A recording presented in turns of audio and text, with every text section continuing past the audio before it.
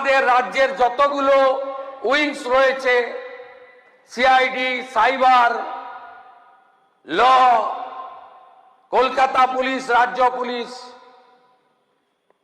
ল secretary, ব্যাপক আলোচনার মধ্য দিয়ে আমরা এই রাজ্যের অবস্থাটা অ্যাসেস করেছিলাম। সবগুলো তো বলা যাবে না, রোজগার মেলা আছে। আপনার অ্যাভারেজ দেখুন,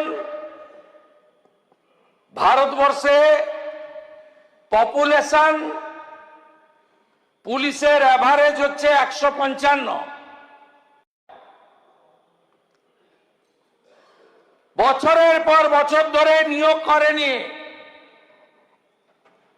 কেন নিয়োগ করবে?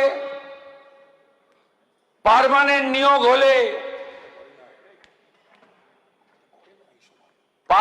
নিয়োগ হলে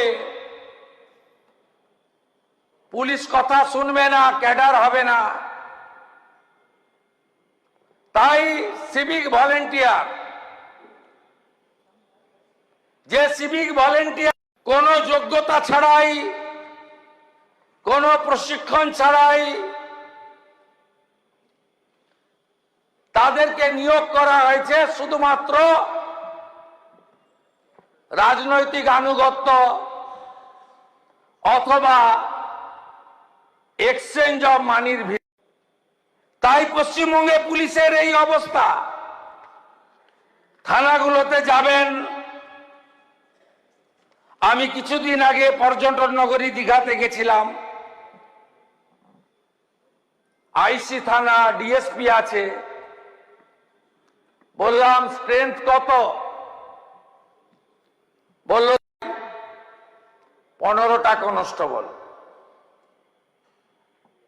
চালান কি করে? না, 400 সিভিক ভলেন্টিয়ার আছে।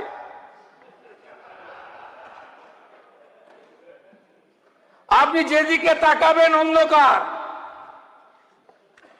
ভ্যাকেন্সি দেখুন, স্যাংশন স্ট্রেংথ অর্থ দপ্তরের 1,21,344, মানে ডিএসপি থেকে জুনিয়র কনস্টেবল। ভ্যাকেন্সি কত? 43,073। নিয়োগ করবে না। সিভিক ভলেন্টিয়ার নিয়োগ হলে বেশি পয়সা দিতে হবে না, 6 মাস অন্তর রিনিউয়াল। অনেকে বাধ্য হয়ে করেন, সব সিভিক ভলেন্টিয়ার খারাপ বলা যাবে না।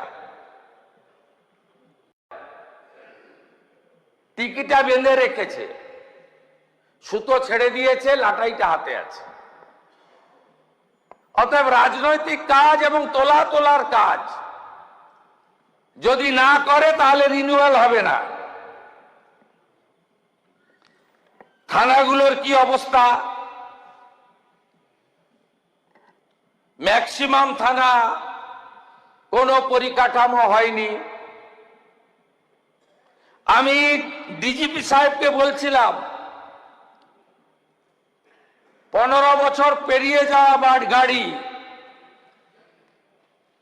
যার ইন্স্যুরেন্স নেই, রোড ট্যাক্স নেই, 15 বছরের বেশি বয়সের গাড়ির ইন্স্যুরেন্স, রোড ট্যাক্স হয় না, জানেন, মোটর ভেহিকেল দেবে না। আমি বললাম 2-3 মাসের মধ্যে বদলে দেওয়া যাবে। আমার ধারণা ছিল 200-500 হবে। বলছে স্যার 1 বছর টাইম দিন। সব গাড়ি 15 বছর পেরিয়ে গেছে।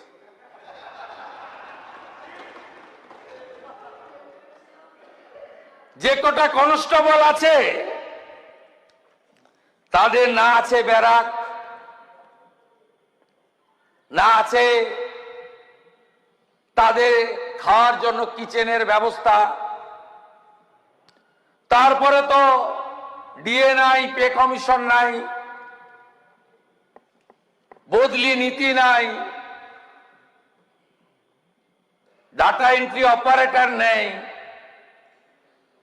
আধুনিক মডার্ন পুলিশ সিস্টেম কলকাতা পুলিশের কিছুটা আছে, বাকি রাজ্যের ভয়াবহ চিত্র